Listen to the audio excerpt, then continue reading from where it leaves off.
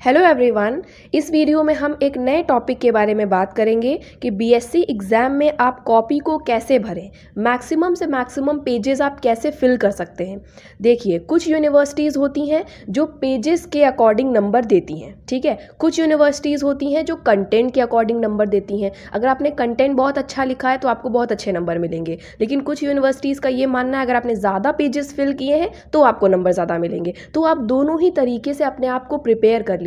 आपको कंटेंट भी अच्छा लिखना है और आपको पेजेस भी ज़्यादा फिल करने हैं। तो इस वीडियो में हम यही डिस्कस करने वाले हैं। मैं एग्जाम्पल के थ्रू भी आपको ये एक्सप्लेन करूंगी कि अगर क्वेश्चन इस तरीके से आता है तो आप कैसे कम कंटेंट आते हुए भी उसको काफ़ी हद तक इलैबोरेट करके लिख सकते हैं। तो वीडियो को एंड तक ज़रूर देखिएगा। आप कोई भी एग्ज़ाम की तैयारी कर रहे हो, चाहे आप ग्रेजुएशन में बीए हो, बीकॉम हो, आपको ये ट्रिक ज़रूर हेल्प करेगी, ठीक है। स्टार्ट करते हैं कुछ पॉइंट्स। पहला पॉइंट मैंने सेलेक्ट किया है, यूज़ मैक्सिमम हेडिंग्स। जितनी ज़्यादा आप हेडिंग्स का इस्तेमाल करते हैं, पहला फ़ायदा ये होता है कि आपका पेज फिल होता है, क्योंकि आप दो लाइनों को मिला के एक हेडिंग लिखेंगे तो आपका पेज भी फिल होगा। सेकेंड, आपका बेनिफिट ये होगा कि आपका जो आंसर है वो बहुत ही सिस्टमैटिक दिखता है। एग्जामिनर को तुरंत ये आइडिया लग जाता है कि जो बच्चा है उसको नॉलेज है, प्रॉपर कंटेंट के रिगार्डिंग उसको नॉलेज है, उसने अपने कंटेंट को कैरेक्टराइज कर रखा है हेडिंग के अंदर, ठीक है। तो आप हेडिंग्स का इस्तेमाल ज़्यादा से ज़्यादा करेंगे। भले ही कोई टॉपिक में हेडिंग नहीं बन रही है,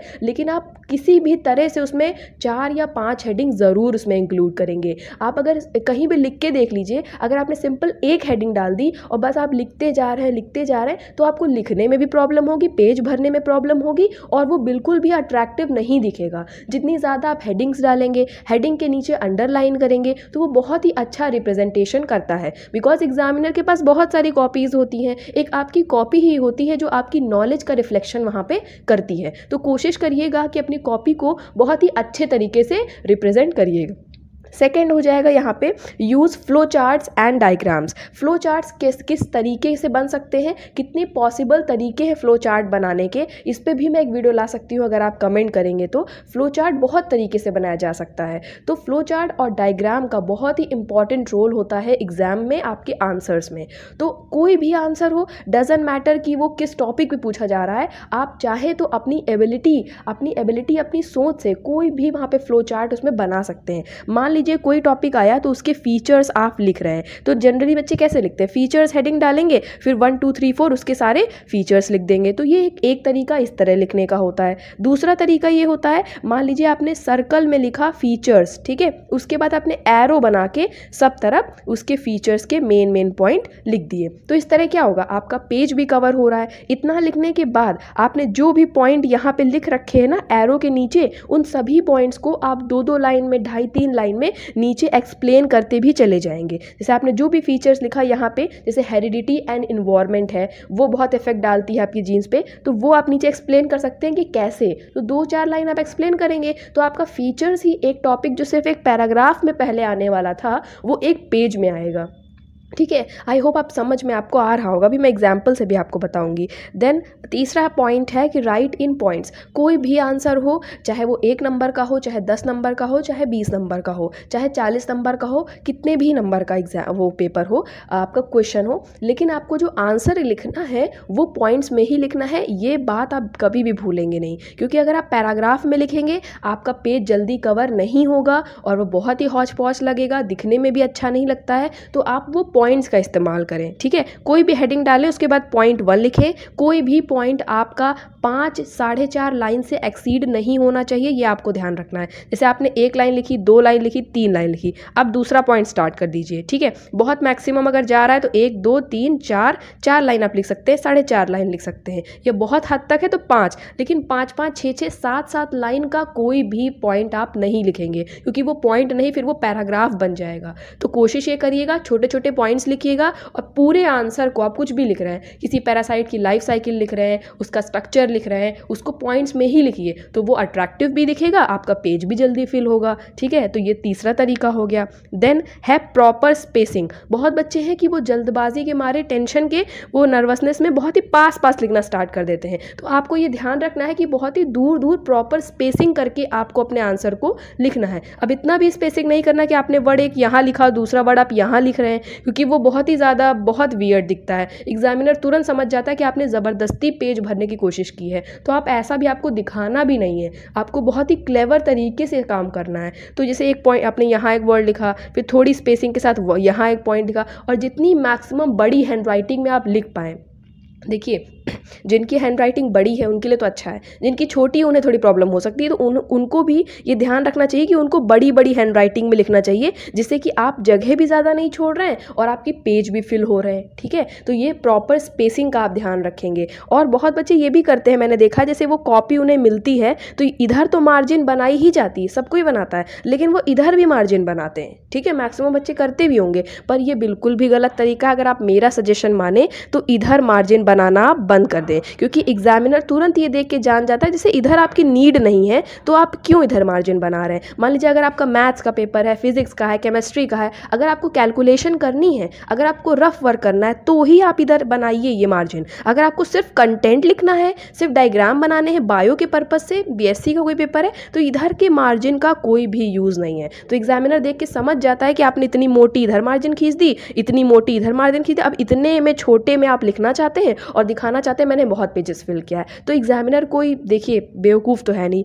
उसके पास इतनी ज़्यादा नॉलेज है कि वो कॉपीज़ चेक कर रहा है आपकी ग्रेजुएशन लेवल की, तो वो तुरंत समझ जाएगा आपने ज़बरदस्ती फिल की है। तो प्लीज़ मेरा सजेशन माने तो इधर की मार्जिन ड्रॉ ना करें, उसकी बल्कि आप इधर की चौड़ी बना सकते हैं और प्रॉपर स्पेसिंग के साथ दूर दूर लिख सकते हैं। ठीक, तो ये कुछ मेन पॉइंट्स होंगे जो आपको ध्यान रखने हैं, और क्या नहीं करना है मैंने ये बता दिया। ठीक है, कलरफुल पेन का इस्तेमाल आप कर सकते हैं जिससे कि आपकी कॉपी बहुत अट्रैक्टिव दिखेगी। बस आपको ग्रीन और रेड पेन का इस्तेमाल नहीं करना है। ब्लैक ब्लू स्केच आप ले सकते हैं, ब्राउन स्केच ले सकते हैं, पर्पल स्केच ले सकते हैं, लेकिन एग्जाम लिखते समय जैसे आप आंसर लिख रहे हैं उस समय इन स्केचेस का इस्तेमाल आप नहीं करेंगे। क्या पता आप इन स्केच का इस्तेमाल ही करते रह जाएं और आखिरी में टाइम कम पड़ जाए। तो पहले आप पूरी कॉपी लिख डालेंगे, आंसर पूरा लिख डालेंगे, और इतना आप वॉच पहन के जाएंगे तो इतना मार्जिन रखेंगे कि आपके पास आखिरी में 5-10 मिनट ज़रूर बच जाए स्पेयर में। तो उस स्पेयर टाइम में आप अंडरलाइन कर सकते हैं। ठीक है, अब हम एग्जाम्पल देखते हैं। जैसे कि मान लीजिए कोई भी टॉपिक है तो सबसे पहले तो आप सेक्शन की हेडिंग डालेंगे। ठीक है, सेक्शन डालते हैं, section A B C,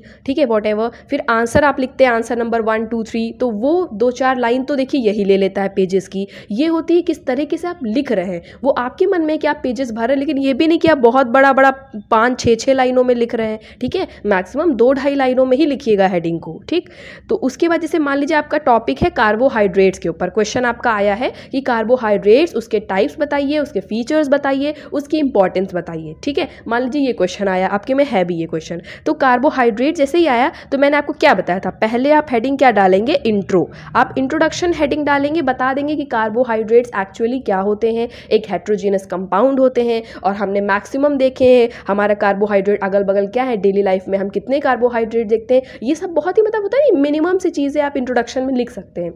introduction लिखने के बाद तुरंत आप सेकेंड पॉइंट डालेंगे और वहाँ पे 4 से 5 पॉइंट आप कार्बोहाइड्रेट्स के मेन पॉइंट लिख देंगे कि क्या होता है, कैसा कंपाउंड होता है, कॉम्प्लेक्स होता है, सिंपल होता है। ठीक है, या उसका सिंपलर कंपाउंड कौन सा होता है, तो ये सब 5 पॉइंट से लिख देंगे। तो इससे इंट्रोडक्शन से और ये नीचे वाले इसके मेन इंट्रोडक्शन से आपका पेज एक पेज फिल हो जाएगा। ठीक, अब आप हेडिंग डालेंगे कैरेक्टरिस्टिक ऑफ कार्बोहाइड्रेट्स। देखिए जनरली बच्चे क्या करेंगे, जैसे कैरेक्टरिस्टिक हेडिंग तो डाल दिए, उनको पता भी है कैरेक्टरिस्टिक क्या होते हैं, बस उनको तरीका नहीं पता है लिखने का। वो ऐसे सिंपली लिख देंगे कि हेट्रोजीनस कंपाउंड होते हैं। कार्बोहाइड्रेट्स जो होते हैं वो हाइड्रोजन, कार्बन और ऑक्सीजन कंटेनिंग कंपाउंड्स होते हैं, और सिंगल कार्बोहाइड्रेट्स जो होते हैं उनको हम शुगर्स कहते हैं। तो सिंपली 1 2 3 4 डाल के चले आएंगे। तो इस तरह से आपका पेज फिल नहीं होगा। एक बहुत अच्छा तरीका है फ्लो चार्ट बनाने का, जैसा कि मैंने अभी आपको बताया पॉइंट्स में। फ्लो चार्ट आप इस तरह से बनाएंगे, यहाँ पर आप ब्रैकेट में सर्कल भी बना सकते हैं जिस तरह मैंने बनाया, इस तरह बादल शेप में भी बना सकते हैं। कैरेक्टरिस्टिक बीच में लिखेंगे, उसके बाद एरो बना के सभी कैरेक्टरिस्टिक पॉइंट को छोटा छोटा पॉइंट्स में लिख देंगे। ठीक है, जैसे अभी यहाँ पर लिखा हेट्रोजीनस कंपाउंड, तो वैसे यहाँ पे लिख दीजिए हेट्रोजीनस कंपाउंड। यहाँ लिखा कंटेन हाइड्रोजन कार्बन, यहाँ लिख दीजिए कंटेन हाइड्रोजन कार्बन। उसमें कोई दिक्कत नहीं है, आप ये फ्लो चार्ट बहुत आराम से बना सकते हैं। और सिर्फ यही तरीका नहीं होता, बहुत सारे तरीके होते हैं फ्लो चार्ट बनाने के। आप तरह तरह के तरीके का इस्तेमाल करके अपनी कॉपी में बनाइए उसको। इससे आपका पेज भी फिल होगा, दिखने में कॉपी सुंदर भी लगेगी और आपका आंसर भी बहुत अट्रैक्टिव लिखेगा। ठीक है, तो ये एक तरीका हो गया। उसके बाद कैरेक्टरिस्टिक ऑफ कार्बोहाइड्रेट के बाद आप हेडिंग मान लीजिए डालते हैं टाइप्स ऑफ कार्बोहाइड्रेट। दूसरी चीज़, जैसे आपने मान लीजिए यहाँ पे लिखा कैरेक्टरिस्टिक ऑफ कार्बोहाइड्रेट्स, तो कैरेक्टरिस्टिक के फ्लो चार्ट में लिखने के बाद आप पॉइंट्स भी लिख सकते हैं। ऐसा कुछ कहीं पे रूल तो है नहीं कि एक बार आपने फ्लो चार्ट में लिख दिया तो आप दोबारा नहीं लिख सकते, दोबारा आप बिल्कुल लिख सकते हैं। तो ये फ्लो चार्ट बनाने के बाद आप पॉइंट 1 डालिए कि हेट्रोजेनस कंपाउंड, उसको थोड़ा सा एक्सप्लेन कर दीजिए बस 1-1.5 लाइन में कि हेट्रोजेनस कंपाउंड आखिर कार्बोहाइड्रेट को क्यों कहते हैं।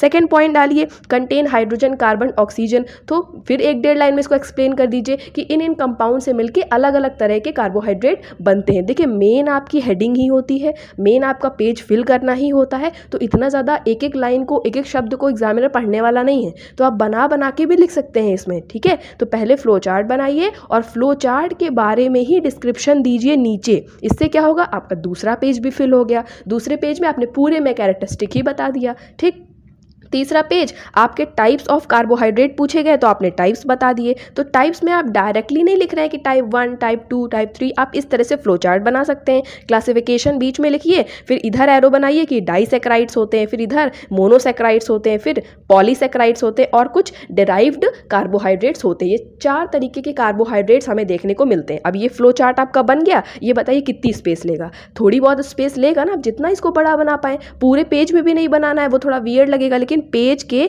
मान लीजिए आधे पेज पे आपको इन फ्लो चार्ट्स को बनाना। यहाँ आपने हेडिंग डाली टाइप्स ऑफ कार्बोहाइड्रेट, फिर यहाँ पे आपने ये फ्लो चार्ट को बना लिया, उसके नीचे आप उसके बारे में लिखना स्टार्ट कर देंगे। जैसे कि मोनोसैकेराइड्स आपने यहाँ हेडिंग डाली है, बस पहले पॉइंट पे डाल दीजिए मोनोसैकेराइड्स। अब मोनोसैकेराइड्स के बारे में बता दीजिए कि एक सिंगल कार्बोहाइड्रेट्स होते हैं।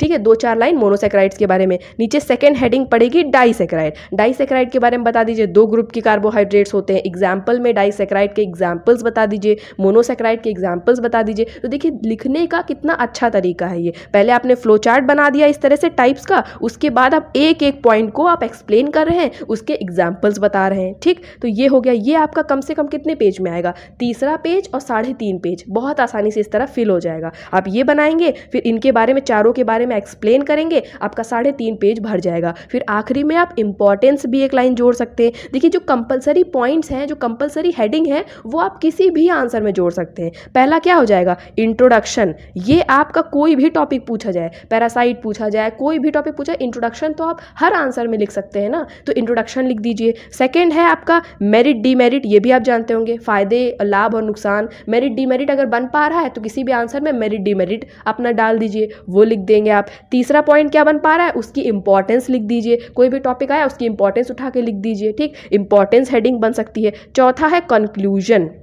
अगर ये पॉइंट नहीं भी बन पा रहे हैं, मेरिट डिमेरिट, मान लीजिए कोई ऐसा टॉपिक आ गया, तो आप इंट्रोडक्शन और कंक्लूजन तो लिख ही सकते हैं ना। कंक्लूजन आप डाल दीजिए कि पूरे आंसर को आखिरी में हम कंक्लूड करते हैं कि पर्टिकुलर इस पैरासाइट से ये डिजीज़ होती है, ये सिम्टम्स होते हैं, ऐसे बीमारी को ठीक किया जाता है। मतलब जो आपने आगे कंटेंट में लिखा है उसी को बहुत ही प्रिसाइज करके, छोटा करके, एक छोटे से 4 लाइन में आप कंक्लूजन को लिख सकते हैं। आई होप आपको इतना समझ में आया होगा जितना मैंने समझाया।